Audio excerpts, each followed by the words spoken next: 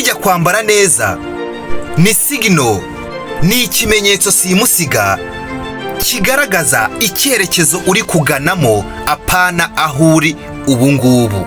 Umunsi wa none ndagira ngo tuganire nk'uko mubimenyereye kuri icano yanyu Ibanga Entertainment.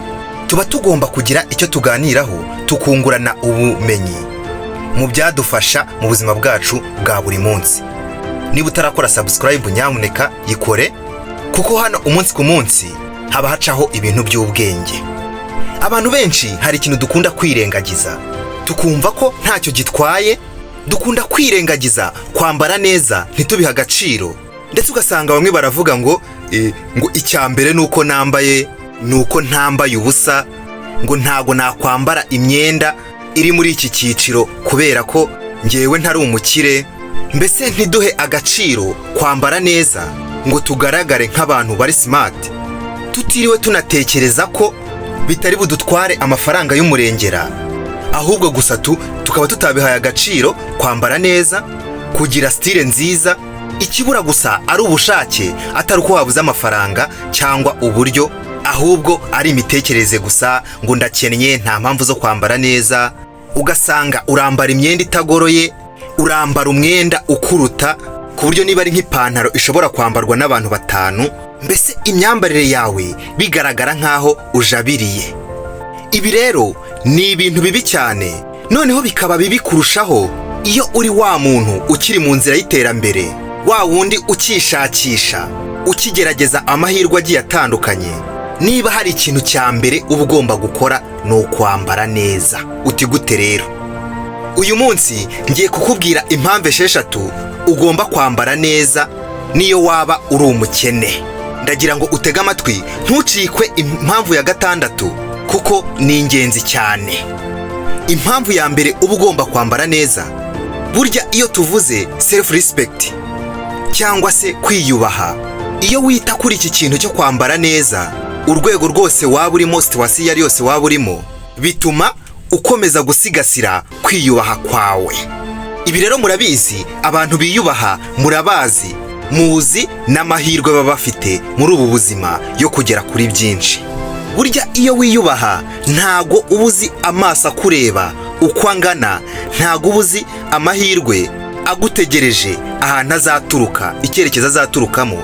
Niyo mpamvu ibi bintu uba ugomba kubyitaho, ukambara neza, ugakomeza gusigasira icyubahiro cyawe, kwiyubaha. Impamvu ya 2, burya kwambara neza bifungura imiryango n'amahirwe mu buryo utakekaga.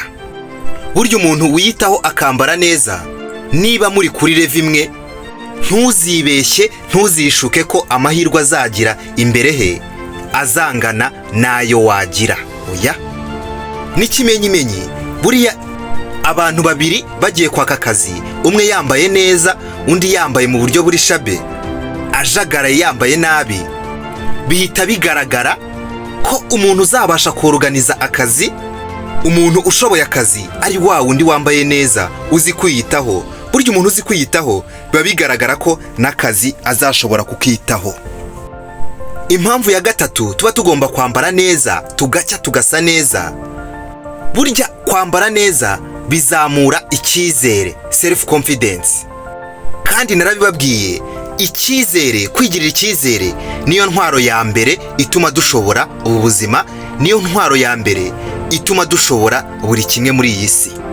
Burya ngo menya ko ubumenyi uzaba ufite bwose, ubwenge uzaba ufite bwose, utazi kwigirira icyizere, ibyo byose bizahinduka impfabusa.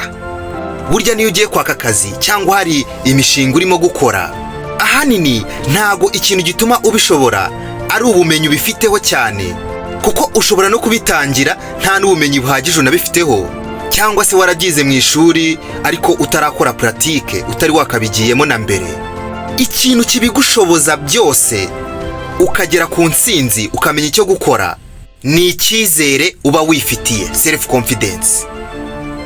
Iyi si rero ntago igendana n'abantu batigirira icyizere. Oya, uba wasigaye. Niyo mpamvu kwambara neza ukumva ko muri wowe ukeye, uri smart, bikongerera kwigirira icyizere. Impamvu ya 4 nuko burya kwambara neza, kuba turi smart, bitwongerera, bikomeza gutuma ubwonko bwacu buhora butyaye n'imitekerereze imeze neza, ukumva ko utagomba gucika intege. Kandi ibi byose biba mu buryo utazi, utanakekaga. Impamvu ya gatanu, burya kwambara neza bikurura opportunities n'amahirwe atandukanye. Aho tuba tugenda hose, aho tuba dushakishiriza hose, nabibabwiye ntago ubuzi amaso akureba uko angana. Buriya niba wizera ko anytime wabona opportunity runaka, uba ugomba guhora witeguye, usa neza ku buryo naho ukomanze batakwanga cyangwa bazuyaze kugukingurira. Kandi burya kwambara neza ntago bivuze ngo ugende ugure nka costume y'ibihumbi 500, ugura inkweto y'ibihumbi 400 cyangwa se no kurenzaho. Oya, hari uburyo. Nabibabwiye, burya ikintu cya mbere ni imitekerereze. Ntago kwambara neza buri gihe bivuze ngo ni ukwambara ibintu bihenze cyane. Oya. Impamvu ya gatandatu rero, burya kwambara neza ni signal, ni ikimenyetso simusiga kigaragaza icyerekezo uri kuganamo, apana aho uri ubu ngubu. Burya iyo wambaye neza, uri smart, niyo waba uri umukene ukiri mu nzira y'amajyambere ukiyubaka, burya abahanga bagaragaza ko abantu bakubona wambaye neza bakurebera mu ishusho y'ahazaza, baba babona yuko ahazaza hawe ari heza. Ku mitima yabo bavuga bati, nubwo uyu muntu tumubona wenda ari hasi ubu ngubu, ariko afite imipango, ikigaragara cyo afite ahazaza heza, ni ikibazo cy'igihe gusa. Jane Robinson yaravuze ngo ntuzatume ubukene bukugaragaraho nk'aho butekanye.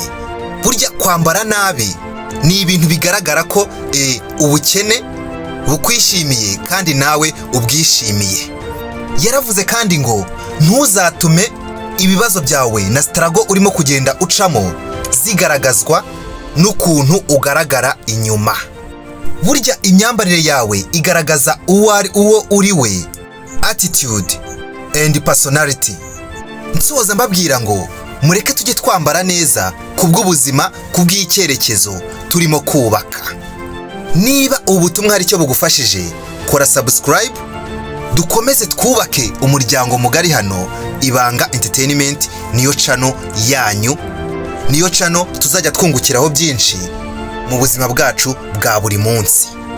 Reka duhure muri video ikurikiye.